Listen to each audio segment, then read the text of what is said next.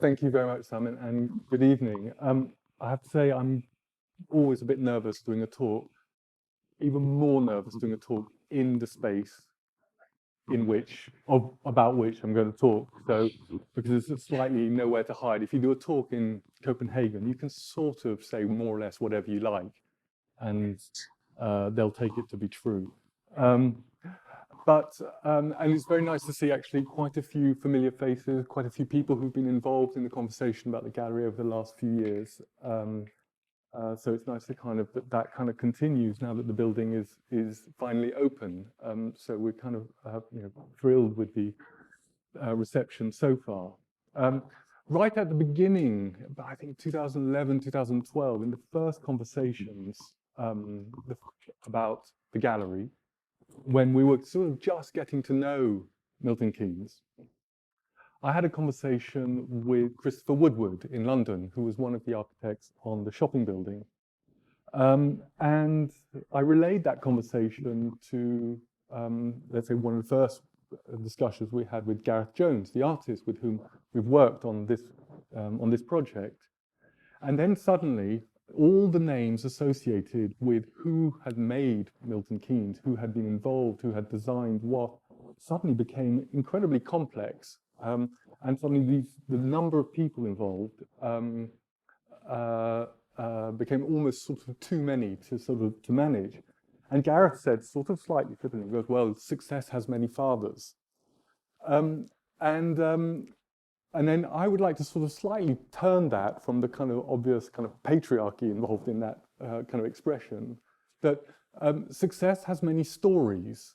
And I think that what I'd like to do this evening is sort of to do a talk kind of about landscape and architecture, of which, of course, Milton Keynes forms a kind of essential part. But I suppose it's a story and certainly not the story. And I suppose where it starts is probably reassuringly enough for a kind of English landscape story, is in the mid-18th century with Gainsborough. And John Plampin, just before his inheritance, is in Suffolk, looking quite pleased with himself, leaning comfortably against a great old oak tree. I wonder whether the oak tree that's sort of broken at the back is some sort of sign about the inheritance and the passing on to generations. But essentially, it represents a kind of very, very stable condition about who owns, rules, and manages the landscape. In this case, it is a kind of upper class aristocrat who will, judging by the expression, rule it, and so will his descendants after him. This painting, kind of wonderful painting by Gainsborough, is actually in the first gallery and is in the opening set of artworks of the Lie of the Land, the opening show of the extended gallery. In front of it is a piece by Jonker Schonebara, which sort of slightly warns us what happens to the aristocracy in France if they get too complacent, amongst many things. And I suppose it's the starting point, that room, a sort of survey of what the show might be about.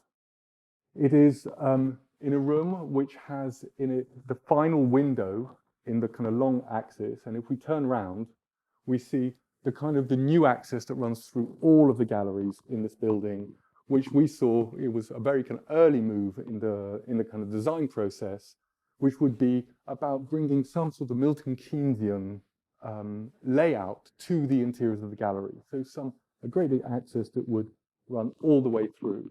And of course, it's clearly inspired by many different parts of Milton Keynes, many parts of its kind of urban landscape and architectural condition. But maybe for this journey, Helmut Jacobi will be one of our kind of traveling mates in what is essentially an ensemble cast. And this sort of single point perspective, which is sort of so Milton Keynesian. And so as we look through that axis, and we're going to not stop at every artwork, but we'll stop at a couple, there is this pair of artworks, and particularly this Canaletto one, which is painted one year before the Gainsborough, so we're sort of still very much in the mid-18th century. And if the Gainsborough represents the kind of the landed gentry and their occupation and ownership of the land, the Canaletto, the Grand Walk in Vauxhall Gardens, represents a kind of new phenomena, a new idea of public space. First of all, there's the kind of the great axis in Vauxhall Gardens. There's the first bandstand, the first kind of landscape structure dedicated to kind of music and leisure in the landscape, and a kind of emerging middle class that is coming out of the Industrial Revolution, which if you've got the right clothes, the right kind of appearances, you can come and enjoy the music and kind of wandering around the pleasure gardens. And I think a big step in the kind of relationship between the English and public space, which is particularly complex. So if we continue along this axis, we get to the second room. And the second room is more like the political heart of the show. And it's really dealing with either inclusion or exclusion of people in the landscape. So who was admitted to it and how and for what purpose? So from protest, let's say the Green and Common at the top.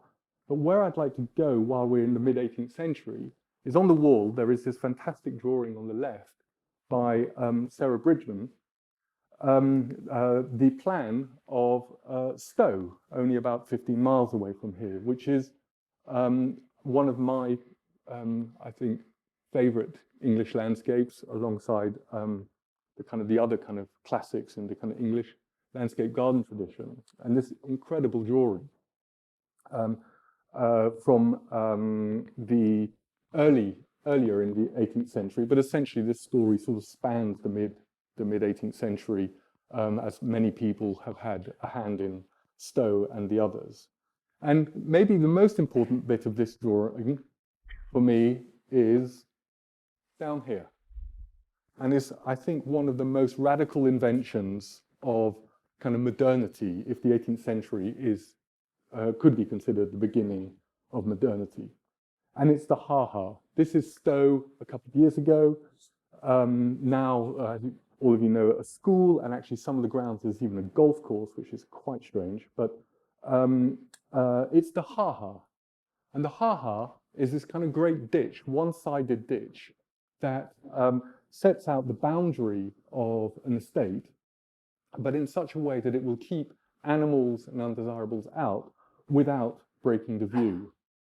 And this is the ha-ha as seen from the kind of the house side, and indeed from the house itself. Essentially, just beyond the water where you can see the two temples is where the ha-ha lies, but your sense of the landscape and what may belong to you, at least in your imagination, goes on forever. And you can see it sort of scaled to the human figure with some of my students from ETH on a study visit. And this one is at Rousham, which is also, I think, a kind of key landscape structure in Milton Keynes, not least in the Grafton Park near the station, where the kind of rill is very much a Rousham space. So this is the ha-ha at Rousham that slightly predates the one at Stowe. And it's essentially, I think, an important structure in that it kind of sets out this moment in the history of space and the occupation of space where invisible boundaries become a kind of preoccupation.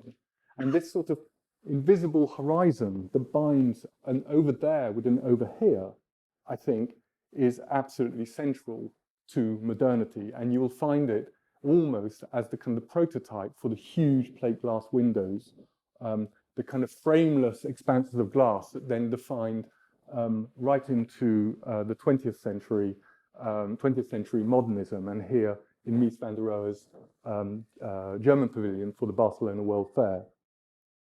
And that idea of kind of continuous space from within to without continues in Mies van der Rohe's work right the way until he goes to America, when he, in the 1930s, after it was no longer possible to be to do what he was doing with the Bauhaus and his own practice in Germany.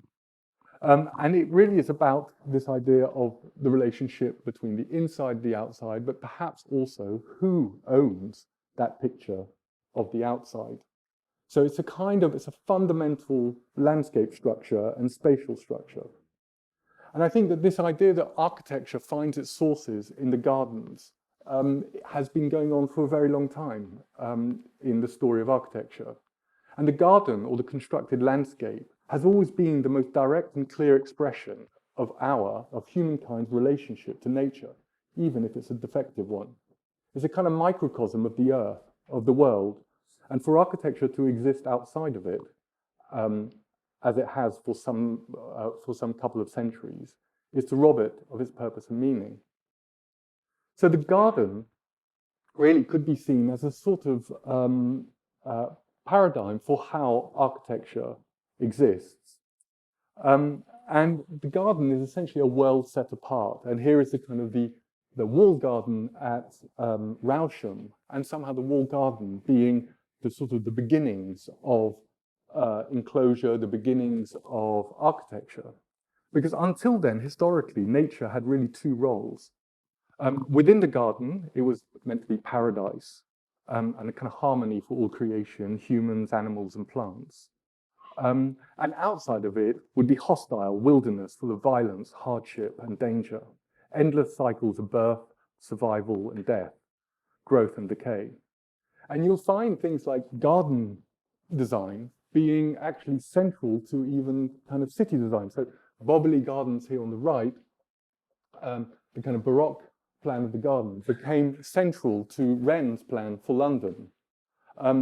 Much later on, and also in the show, is the Garden City, which is actually much more of a social and political organizational structure than it is a spatial one, nevertheless gets somehow framed by an idea of garden and nature, what happens within the town and what happens outside of the town is very, very precisely calibrated. Or more recently, to try to cover kind of our society's excesses, and I think a misuse of the term kind of green, garden and nature. This is kind of the picturesque at its most confused. But the garden starts with paradise on earth, at least in Christian history, the Garden of Eden, 2 rivers crossing, and at the center of the world, an earthly paradise. The word paradise comes from the ancient Persian, which means to be around, a wall around. And so even the word suggests a place isolated from its surroundings, enclosed by a wall. And Adam and Eve ate from the tree of knowledge, which gave them the kind of consciousness which was meant to be God's domain, and they were banished to fend for themselves. And they've been looking for plants in the garden ever since, or we have. The gardens it's not just a Western tradition, in carpets and tapestries has been the kind of the reference of the walled garden with the 2 crossing rivers. And actually there's a great example in the second room of the show. And from the walled garden and the Garden of Eden is quite a short journey to the cloister, which is one of the fundamental kind of spatial building types of Western architecture. And from the cloister, it's not far to get to the Cambridge College or Oxford College. And this is an aerial view of the courts that form from King's College to St. John's College. And that's the kind of the beginning, you could say, of a first little journey into some of our recent projects. This time, Churchill College, built in the late 1950s and early 60s, and you could say alongside Milton Keynes, one of the great projects of the welfare state, coming out of the kind of post-war reconstruction and kind of looking forwards. In fact, Rayner Banham described Churchill College as the Blenheim Palace of the welfare state. And Churchill College is a very fine example of quite gentle, quite picturesque brutalism. Designed by Shepherd Robson, it's in kind of brick and concrete, Staffordshire brick, boardmark concrete with quite strong structure. And in a series of courts, not all of which are as successful as as some of the ancient ones, but nevertheless has a kind of openness, perhaps, that is different to its kind of pre-modern predecessors. It has 10 courtyards around a central courtyard, which is the Churchill Archive, which is, in a sense, the foundation of the college. And we were asked, we did a competition in 2007 to add a new building where the little white one is. And strangely enough, out of the 20 or 16 or 20 practices that entered, we were the only one to do a court, which seemed like a no-brainer to us. But unlike the traditional court in the walled garden, for us, we wanted to bring the wilderness within, because it's sitting in a kind of open countryside, open playing fields. So on the left is the plan of the original Churchill College, and ours is essentially a kind of doppelganger, but made not in concrete and brick, kind of mineral building, made entirely organically out of timber. So like a kind of a cousin of the original one. This is the model, an oak model of this very, very slightly curved building, which is sort of, I suppose, maybe responding to its landscape setting rather than its urban setting. And this is it, kind of all made of oak, or at least the outside, new oak for the windows, reclaimed oak for the cladding. So the original building, as I said, is kind of load-bearing masonry. Ours is made entirely in timber frame. But we also wanted to make sure that that timber frame would be would kind of resonate with the original building.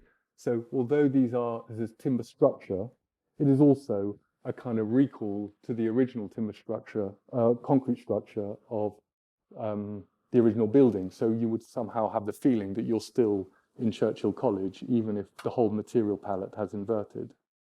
But of course, that inversion has already happened, because you get, in board-marked concrete, you get all the memory of timber. So perhaps this idea of using this very rough, reclaimed oak that came from freight trains, from the beds of freight trains, was actually not that dissimilar to the original college after all.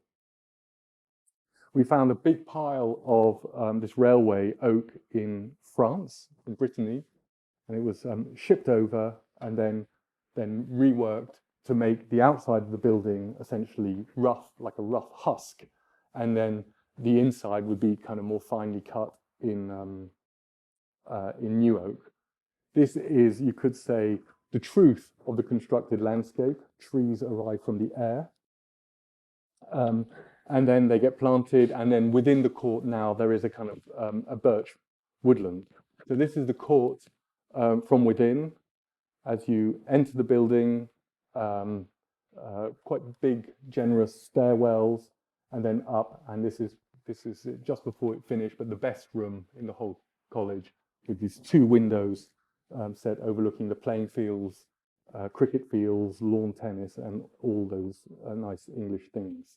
And then this is it looking back from the willow, which was planted when the college was built, and is now an amazing kind of character in the college that sort of frames your entrance towards the building. And then beside it, this kind of absolutely wonderful copper beech tree, which has incredible colors. And then from the outside, this idea of a kind of an architecture that appears to be growing out of its sort of material surroundings. In autumn, it actually turns the same color. The tree turns the same color as the beech tree. And the myth of architecture and a kind of providing nature is a kind of source of the fictional origins in nature under the watchful eye of a goddess. And this frontispiece from Abbé Logier's essay on architecture is sort of one of the most sort of mythical images of architecture that somehow is still with us today, and more or less exactly simultaneous with both Canaletto and with Gainsborough. So these are all sort of the first sort of representations of a kind of modern thinking. But before landscape was all about pleasure, it was also kind of about science. And this is the oldest botanical gardens that's still in its original location in Padua from the 16th century.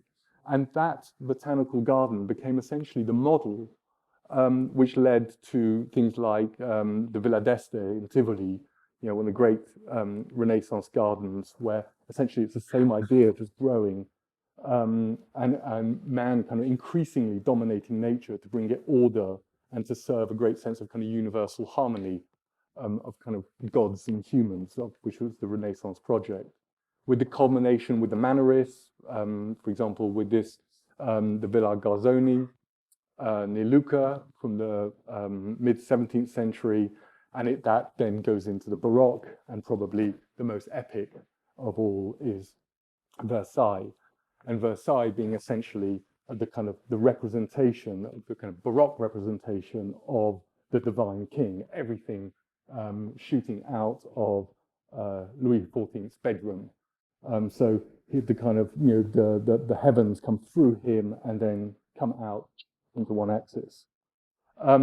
And the word's nature was seen as a kind of inchoate disorder mastered by the geometry of man, and particularly the projection of a divine will through the king.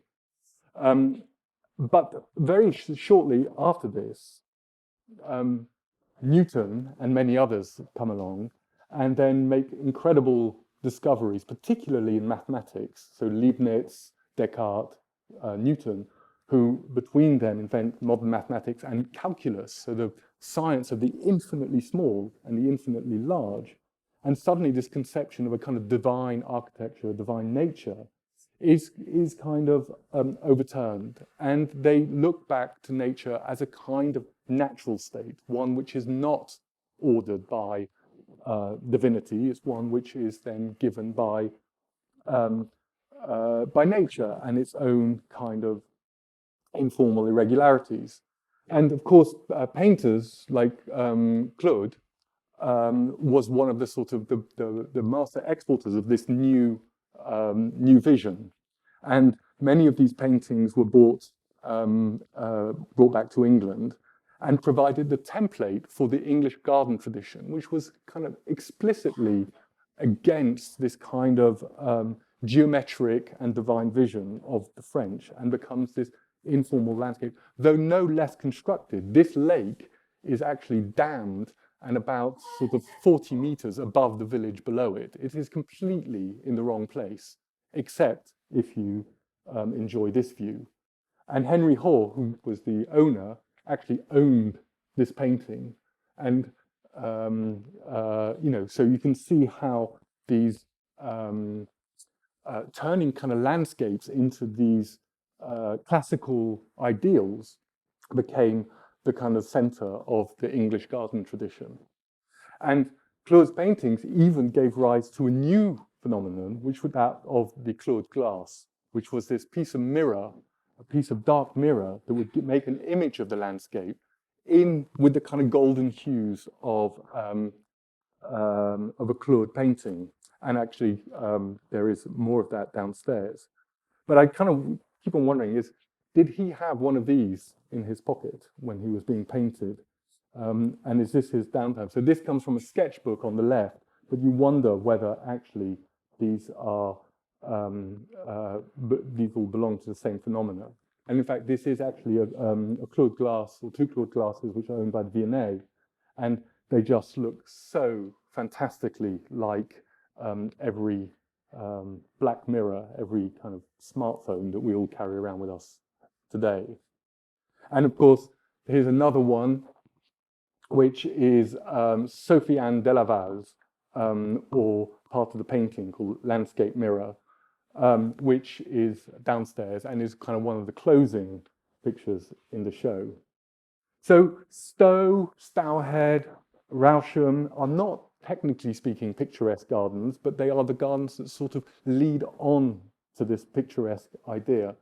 And here on the right, you have Stowe with the Palladian Bridge, the kind of Gothic folly. And then every element of that landscape is kind of structured visually, like a picture, and would be explained to you in the guidebook of Stowe. Stowe was one of the first gardens that invited the public in and made a guidebook, had an entry fee, and became part of this new leisure classes. And then you could take, so this was also is in the show, is in the small guidebook in the middle gallery, and there are two paths. There is the path of virtue and the path of vice. The path of virtue is kind of hard and arduous and stops at every temple and all the temple British worthies, and the path of vice is short, a shortcut straight to the house. And here, like all the kind of the good Claude paintings and the great bit, it is always structured by these kind of ruins. So this ruin is at the end of the Ha-Ha, right here, called the Temple of Friendship. And then from that position, you could see then the disposition of the obelisk, the Gothic folly, and so on. And the ruin is also then a central part of this kind of emerging picturesque tradition, which then becomes a kind of romantic tradition, and was really the basis for a project we did in London a few years ago, an artist studio for a photographer, which is sort of kind of building on the sort of the debris of West London suburb.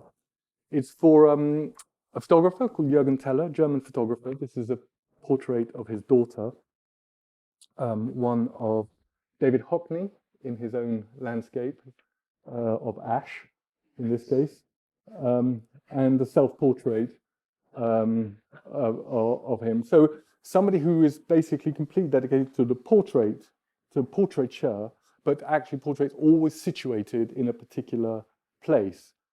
The project is essentially 3 buildings and 3 gardens that just alternate from interior to exterior, and was, in our mind, a kind of version of, let's say, the great exponent of the kind of the romantic classicism, John Soane, and a kind of internal horizons rather than external horizons. In the John Soane Museum house, the whole back of the building is a series of kind of roof lights, top light coming in, and then lighting a kind of collection of artifacts and paintings, which would then kind of project your imagination outwards. And we kind of stretched it across the length of the site. It's fairly straightforwardly organized from street at one end, very short street front, about 60 meters long by 7 meters wide, and essentially goes from public to private the further deep you go into it. And the gardens, which were designed by Dan Pearson, go essentially from a kind of harder and then become more and more sort of broken and more into the wilderness. And the idea is the whole project has a kind of ruinous quality. So like some of these photographs that Jurgen took in the building. In fact, it was even a photo studio before it was a building. He used it as a set during construction. So this is a Prada ad during the construction site. The building process, which is quite rough and approximate, particularly with these kind of residual fragments of former buildings, and then the building kind of emerging out of these kind of bricky boundaries.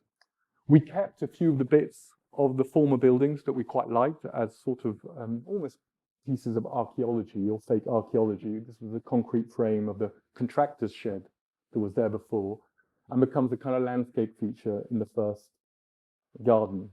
And this is one of the first portraits to come out of it.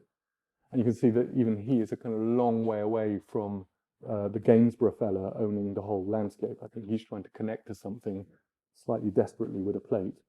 And again, nature always comes from the air and is a kind of very constructed, very physical process. So Jurgen photographed the whole process of building, as well as it being kind of a studio after it was done. So a very different idea of figures in the landscape. And within a couple of years, or within a year and a half, it had kind of completely overgrown, I suppose, mainly thanks to Dan Pearson's incredible sort of botanical knowledge. This is it from outside.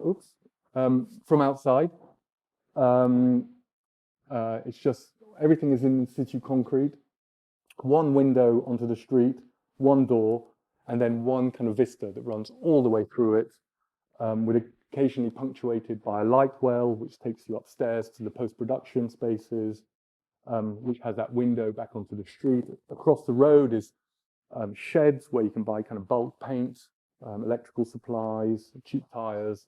They're all the kind of the useful things that happen in the suburbs. The whole site is defined by these concrete beams that let the light in, and then we're going to kind of just walk through towards the back into the first courtyard. The first garden is Charlotte Rampling and the Fox, and then looking through into the second space, into the main studio, which is a big double height, top lit space, kind of, I suppose, a little bit like a kind of cave or something. And then with these staircases that are also a place for people to sit in and kind of give a threshold towards the next garden. These are some of the portraits that he has taken there. This is Vivienne Westwood's husband lying on a carpet of Vivienne Westwood. I can't remember if this is just before or after a shoot, but it's a building that's kind of permanently in a state of change. Somebody described it as kind of, it goes from being monastery to a Baroque court, depending on whether there's a shoot going on or not. And of course, we've met these two before, who were photographed in the building, but of course, in this case, without the wild beasts around, which a couple of weeks did arrive. This is the carpenter who actually made the door, who is not so much helping the donkey in the building, more preventing it from kicking his new, very beautifully made door.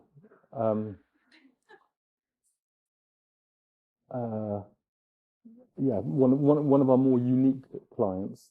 And then all the detailing is done in kind of brass, so the whole building is quite sort of this sort of tough concrete ruin, with then these little bits of brass that sort of draw another kind of level of refinement through it. And then in the last garden, Charlotte Rampling has kind of made peace with the fox in this last garden, this is as it was when it was built, and then very quickly the nature grows, very quickly the garden grows to the point where you can't even see through it anymore. And so rather than it being a kind of a view to the outside, it's almost more like a kind of grotto with this incredibly sort of internalized space. There is Juergen trying to take a picture, or me trying to take a picture through the foliage. Quick clip, walking through the building.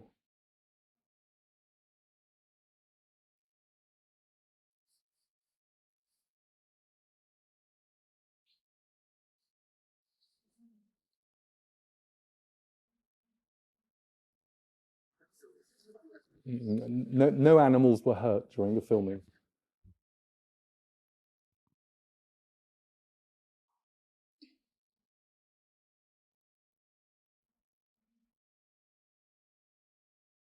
And then the final garden is essentially this kind of moment where the architecture is more or less taken over by the garden. And even in this kind of the sort of penultimate garden, it's a sense that nature is basically framed by fragments of architecture, which is kind of the condition of the Grotto back in Stowe again, which becomes a kind of a sort of museum in its own right, as well as a kind of viewing instrument. This is the Grotto, which was actually based around Alexander Pope's Grotto in Twickenham, which was almost like one of the first museums, a museum of minerals. And that has often been compared with the use of materials in the Barcelona Pavilion by Mies van der Rohe, where this use of onyx on the walls was seen as a kind of memory of those kind of mineral museums. So to some extent, I would argue that the ha-ha and the Grotto become almost like the sort of the foundational spatial ideas of modernity, and particularly those found at Stowe. And this is not entirely irrelevant to Milton Keynes, because this is the spread from one of the many publications about Milton Keynes, this one a book by Derek Walker, where there is, apart from all the sort of the well-known sources, there is this incredibly eclectic arrangement of references. And of course, one of them is Stowe, there. The Barcelona Pavilion there. There is Regent's Park. There is Vitruvian Man at the top, the Modular over there, Buckminster Fuller, who's also features in the show downstairs here, the Bauhaus. So somehow there is a sort of constellation of a kind of idea of modernity in it. And the Barcelona Pavilion could be seen as a landscape, as a picturesque structure. This is the plan, the first plan, not the last one, where there were 3 sculptures where those rectangles are, rather than the one in the final one, which could be seen as being placed a little bit like the temples and sculptures within a picturesque garden. And even the view outside is kind of like a ha-ha. And then the building was actually designed for the opening of the World Fair by the King and Queen of Spain. And then within it, there is actually a very important part of this kind of idea of the picturesque, this idea of the kind of landscape structure, which is represented by textiles. And Mies van der Rohe had a very powerful and very, very productive working relationship with Lily Reich throughout his career, and this assimilation of textiles with the mineral. And it goes through in the Barcelona Pavilion, as well as the German textile exhibitions, and possibly most famously, the Café Samt and Cider in Berlin in 1927. And the fabrics sort of represented landscape. Who'd have thought you would do that with a curtain? And who'd have thought, this is a very famous image, I suppose, for all of us architects in the kind of history of architecture. But I didn't know until recently, until it was rebuilt at MoMA a couple of years ago, that in fact, it was in the color of the German flag. So it's incredible what the kind of representation can do. And also, this building in unbuilt, a tower in Friedrichstrasse in Berlin, which is here. And also, you could say one of the kind of icons of modernity, and was Mies van der Rohe's proposal for the glass tower on Friedrichstrasse. But paradoxically and completely differently to all the other modernists, he represented glass as blackness, as reflection. And I think that it's one of the kind of great insights that hasn't really been remembered enough throughout modernity, that glass is mainly reflective before it is transparent. And so he did these amazing charcoal drawings.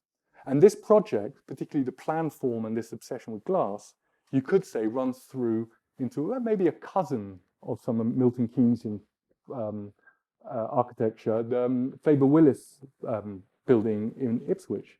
Even if you just look at the plan, this kind of amoeba-like plan that would then get extruded, and which was in the early days represented by Helmut Jacobi. So, and more or less at the same time, so early 70s. So while Jacobi was doing the drawings for Milton Keynes, and this is the kind of final rendering, he was also working with Foster on this kind of proto-Miesian project. So there is this sort of very deep Miesian idea that runs through, and this is a European Miesian idea that runs through this reference sheet of Derek Walker's. Almost the most famous construction drawing of modernism, which is the cross-section through the column of the Barcelona Pavilion. This incredibly refined piece of kind of steelwork, which then follows from Barcelona to America. And this is the first building that he designed in 1937, called the Resor House in Wyoming, and essentially brought in both the kind of the European way of seeing, this kind of picturesque way of seeing, as well as this kind of craft refinement of the column, until he designed the Fansworth House near Chicago. And so the story goes, he went to an ironworks and then came out and saw these great big sections, industrial sections coming out, and replaced the crafted column of his European work with basically the objects of industry, the kind of the I section, the standard industrial sections. And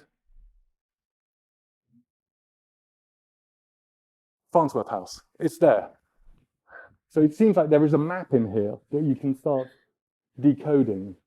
And And in the Fansworth House, the idea of taking the structure to the outside of the building is sort of, I think, is like this idea that he had realized the scale of the American landscape and he had to kind of throw the structure outside. So, of course, Farnsworth House on the left, shopping building on the right. And it feels like that sort of presence and refinement and understanding that Mies had of the landscape is amazing. So the left is the Farnsworth House with no capital at the top of the column. So like it could go on forever. And it did. And it essentially defined the modern American city, this idea of repetition. And you can find it in the kind of the grid of the American landscape, particularly of the Midwest, but even in the founding fathers, Savannah in Georgia, which was one of the first kind of grid cities of the kind of the American, in North America, early 18th century settlement. Early 19th century, they invent the balloon frame, which is again about repetition and the grid. And then at the end of the 18th century, Thomas Jefferson draws this Ordnance Survey, basically the rule book for dividing up land in the unconquered American West. So this kind of the grid, which relates to measure, which relates to land ownership, about how you settle, how you make a new settlement. Of course, Thomas Jefferson had been one of the guests at Stowe, and that drawing essentially defines everything west or to the left of the Mississippi, the right being essentially colonial land, and then leads Mies to do things like the Convention Hall in the early 50s. I think 1 year before Jasper Johns first uses the American flag as a kind of icon, a visual icon of America. And then it's interesting when you do look at Jasper Johns that you sort of see the American flag essentially being a representation of the American landscape. Even when they go and conquer the moon, a century devoted to the conquest of space, the flag sort of extends that spatial idea right the way the first steps on the moon. And the North American city, this isn't in the States, it's actually in Toronto, but then both the American landscape, American construction, and the American interior become this kind of one big idea. And I'd argue that that is one of the things, alongside Stowe, Rousham, that somehow come together in this great drawing by Helmut Jacobi, probably the most famous drawing by Helmut Jacobi, which is also in the show, and defines the kind of the spirit, or one of the defining spirits of this kind of new social utopia. So they have the grid, but then also with this idea of the prehistoric and the ancient, the kind of the sort of orbital forms of Campbell Park, and then together, almost directly, the image set out by Jacobi. And then going from the other end of the city, from the station, we're just going to do a quick walk through. We arrive at Station Square. I know that many of you who have lived here for a long time know this better than I, but for most visitors, this is kind of an epic moment arriving at the city. You really get celestial time in the center of Station Square, and then the kind of the beat of the shopping building and many others, particularly the wonderful bus center, which I hope one day will be properly refurbished, because that really feels like this kind of image of America. Founding settlement photographs of Lloyd's Court going up, and then the first imprint of the shopping building. It's a great drawing of Milton Keynes as a kind of woodland structure. So as a kind of as a city in the woods rather than a garden city. And then the planting scheme for central Milton Keynes. And then some of the kind of iconography of the city, which then became very much part of City Club. In this very early newspaper, where the double axe head, so this kind of reference to the archaeology underneath Milton Keynes, which was important in the kind of early, and also this kind of great, somebody went and took a photograph from within a kind of drain pipe. And Gareth once described growing up in Milton Keynes as growing up in mud. Everything was permanently under construction. This, I thought, was a beautiful spread in this thing. Modern industrial symmetry and old world charm, with this kind of steel frame shed and the thatched cottage. And the mise en page, the kind of graphic design, being really, I think, incredibly beautiful. Some of the more surreal moments of this kind of intersection between infrastructure and landscape in Milton Keynes. And then this kind of reflection, the grid, the copse of trees, and of course, in my mind at least, the sort of the resonance of Mies. I did that. It's not actually there. But I think this has now become, I think, one of my favorite buildings in the UK as you walk along Midsummer Boulevard, as one of the kind of great public spaces. I never went to the Crystal Palace, but I imagine that it was probably a bit like this. But then when we get to the end and we cross the road onto this side, in my mind at least, it's when Milton Keynes kind of suffers a slight lack of nerve. And the structure of the city, this kind of integration between the spatial idea, the social idea, sort of breaks apart a bit. And it's certainly in the first gallery. And this, many of you will know this is the gallery on the left before the expansion. This is the loading bay, where I hope that you might have a drink later on. And then the other, you could say, other story, apart from the existing building, is the unbuilt stories of Milton Keynes, particularly City Club, this kind of great leisure centre, I think of which there were 3 different editions, but this is the most famous.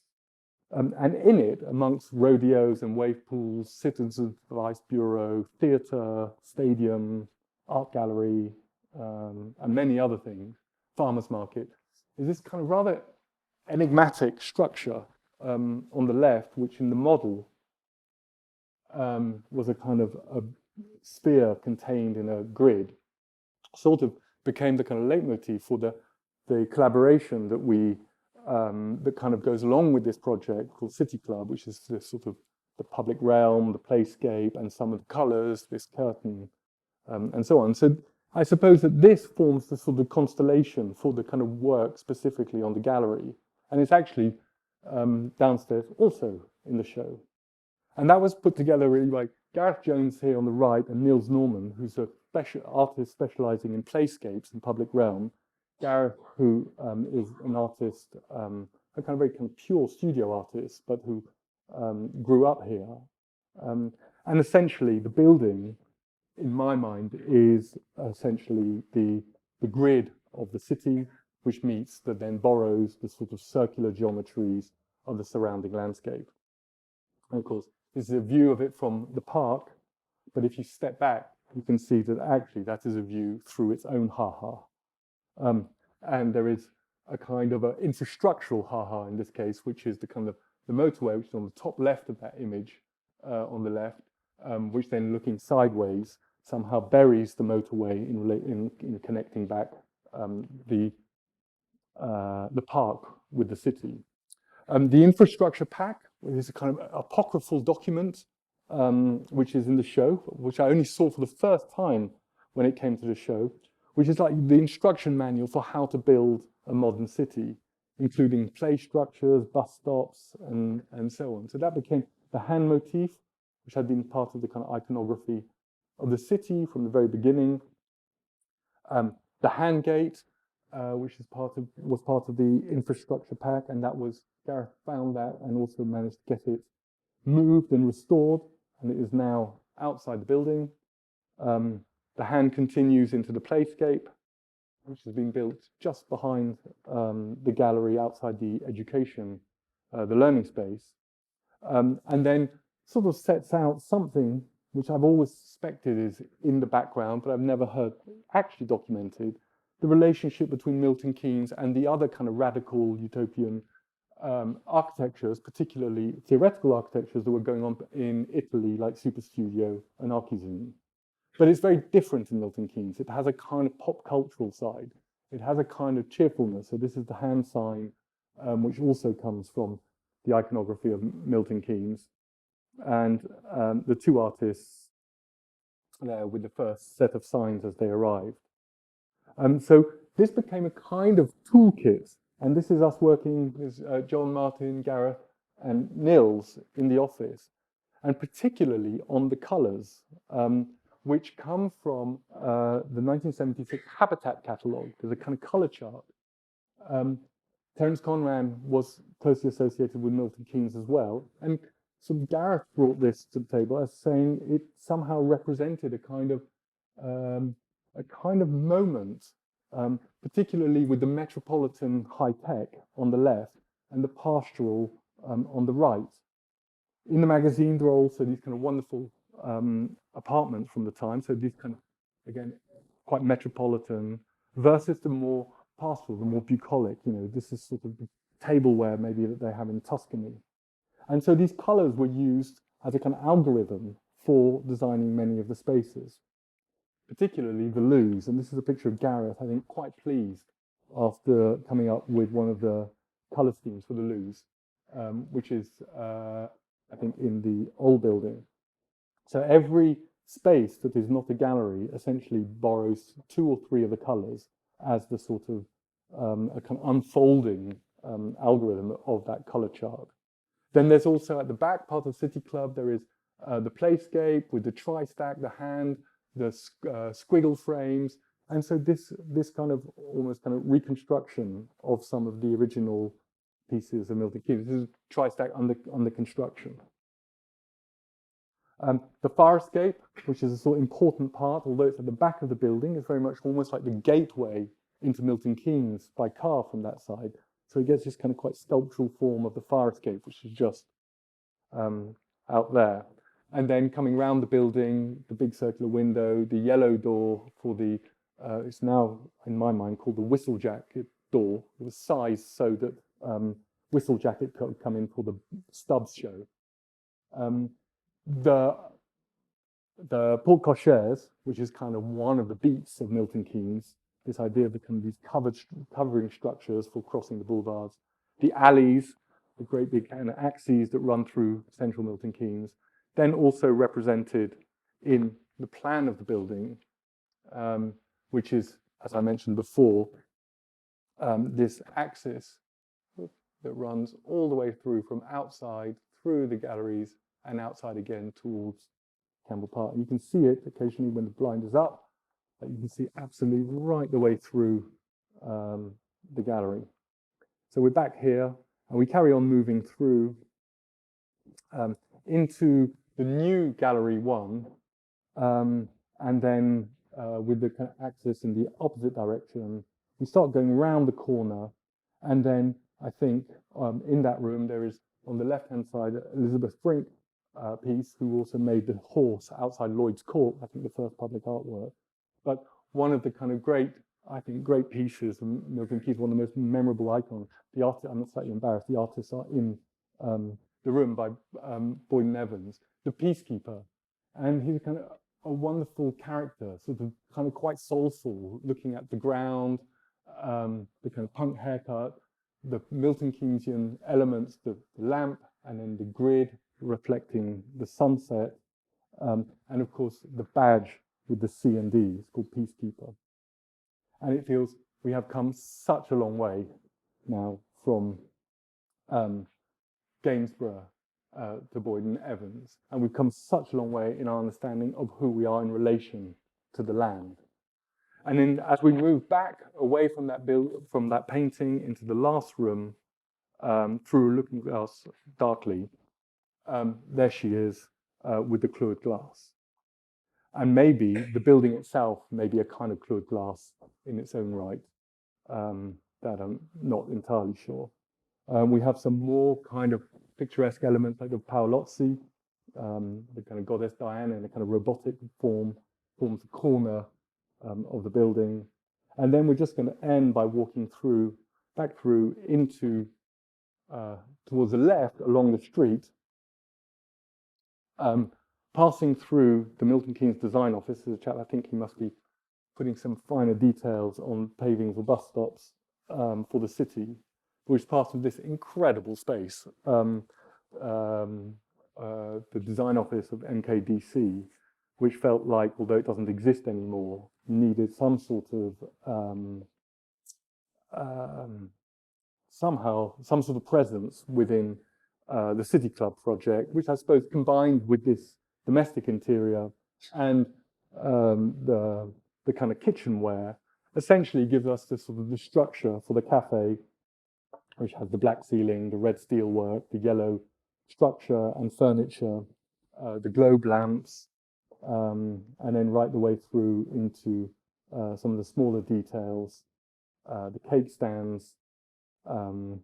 We never managed to get the Battenberg cake with the kind of the grid cross section, which would have completed it. But actually, the cakes and jammy dodgers are really quite amazing. So we're very pleased with that. This is the cafe from above. You probably went past it. Opening night, first time we saw it full of people, which was incredibly exciting. Then looking back the other way, going upstairs, and then if you haven't been, more City Club in the lift, and the color chart that runs down, the staircase, the pairing of elements. These are the project is, it's a lot of building for not so much money. So one way of dealing with things like lighting was to pair things like we had seen in the railway station. So somehow that journey from the railway station to here, even through Grafton Park, is also always sort of furnishing the building. This is the building seen as a kind of landscape structure from the bridge, going across the motorway. In the back, the fire escape, which actually before it was clad, you'll see, is very much part of the Metropolitan colour scheme. We're going to go up that, so the red, the pillar box red, being on the left-hand side, coming up, and then into this space, which is, if you came in, you saw the surrounding landscape, is absolutely part of the pastoral side. So we have the kind of the structure of the space, which is done in timber and in Douglas fir ply here. So one of the only uses of timber in the building. And then the cladding, the sort of walls here are essentially a kind of reworking of the outside of the building in stainless steel. And then here they are working on the kind of this curtain just beside me, which is neatly enough the color chart as a kind of representation of nature. So it's meant to be earthy into greens, into blues. And actually you're all sitting on kind of brown tweedy chairs, which is either a mountain, a kind of a pile of earth, or a kind of a gentleman tweed suit. Either way, it's sort of to do with the landscape. And then finally, the kind of the building as kind of public space, as a public event during the fireworks end of last year while it was still under construction. And then also as a kind of window in the opposite direction.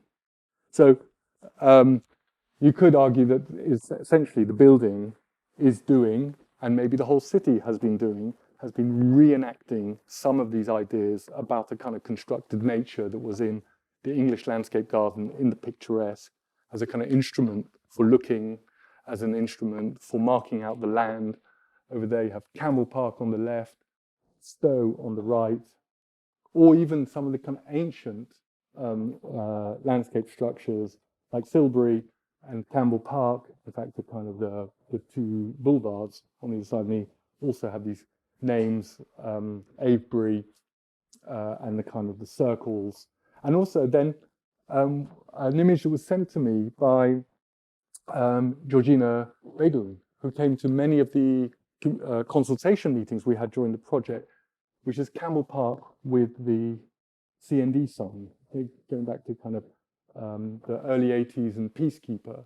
And somehow that CND and peace was also sort of part of the kind of in the kind of consciousness of the city, and somehow leaves its mark visually. And I guess that the whole project is somehow about trying to not just restore, but also somehow live with the ideas of the city, but for the 21st century, to try to kind of maybe not be quite as abstract as those utopias of the late 60s and deal with a certain kind of reality. This is the building, the grid of the building as kind of nightfalls, and it does very strange things. Over the last few weeks when I've been here, after a storm, suddenly the sky turned and the whole building kind of went tie-dye, or lava lamp, as somebody described it. It kind of goes occasionally gold. There's the moon rising above it. And then as it gets dark, the final part of City Club, the kind of the neons sort of come into their own, and you get this sort of downtown feel going round to the front of the building. The neons, which sort of also belong to the early iconography of the city, particularly the cover of AD magazine from 1974, which somehow just places this sort of neon heart at the center of the map of Milton Keynes. And Gareth and Niels basically sort of then composed and curated the restoration of this facade with this element. And you can see then the axis, the porte cochere, which now forms the entrance. And if we go in a little bit closer, we arrive back in the room in which we started, looking back at this Gainsborough painting and kind of then looking slightly sideways, not at Gainsborough, not at the gentleman overlooking his domain, but then at Joe Spence's work. Joe Spence, who then provides a much more radical and new idea of figures in the landscape, ones which are not owned by a kind of landowning establishment, but perhaps can be subverted, can be opened up, and can be transformed for all of us. And I'd like to thank Faye Blanchard, the curator here at the gallery, who with Anthony led the kind of pairings of these pieces for all the kind of echoes and rhymes and kind of ruptures that tell the story of our relationship between landscape and public space in the lie of the land. And I would also especially like to thank Anthony Spira, the director of the gallery, who has been presiding over many of the opening ceremonies, but I don't think enough of us have thanked for initiating the project and kind of pushing it through over the last decade or so, despite enormous challenges. And he's kind of kept the kind of creative and practical kind of energy running through the whole thing. Bauman Kirkland, who built the building, has been kind of an amazing part of making it happen. Of course, there's my team at 6A. I think Simon already mentioned Steph and Martin, John, Leah. You know, it's been a kind of enormous number of people, Gareth and Niels, who've been sort of both kind of provocative, inspiring, annoying, revealing. And I think kind of this constellation of people, as well as all of the kind of original authors of the city, have really been, I would say, the kind of the authors of the project. And finally, I'd just like to, in a sense, to thank you all for coming, because I guess it's all of you who turned this into the public building that we've been, and the public space that we've all been dreaming about for the last few years. Thank you very much.